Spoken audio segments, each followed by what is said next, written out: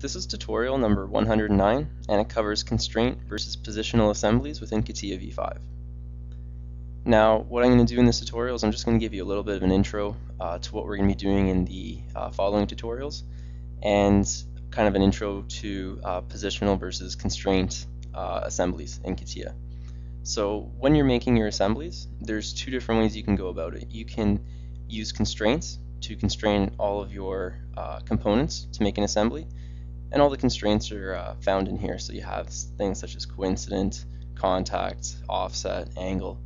So using that, you're able to lock it in. And there's another way you're also able to do that, and that's with positional. So with positional, you'd be using the manipulation and the snapping tool to snap all the components into place. So each of these, there are two different styles of creating assemblies, and each style has its own advantages and disadvantages. So with a fully constrained assembly, what you're able to do is, say, put all the constraints on there, and if it's a moving part, you're able to move it around and move it, position it, and you're able to see the travel and whatnot.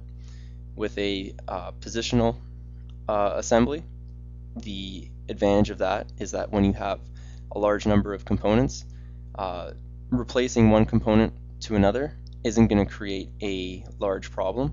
So with the constraints though, as you have so many constraints relying on each other, when you replace a component, sometimes it's not going to fully replace from one to another, so you may run into problems with the constraints following from one move to another, so you're going to run into problems. So for larger assemblies, positional is really good, and with the fully constrained, it allows you to see the motion a lot easier and a lot quicker. You're still able to do it with a positional assembly, except that it takes a little bit more time to set it up and move it around. So it depends what the application is, and it even depends on your preference too. So this is just like an introduction. It shows you two different ways you're able to decide which ways work for you best.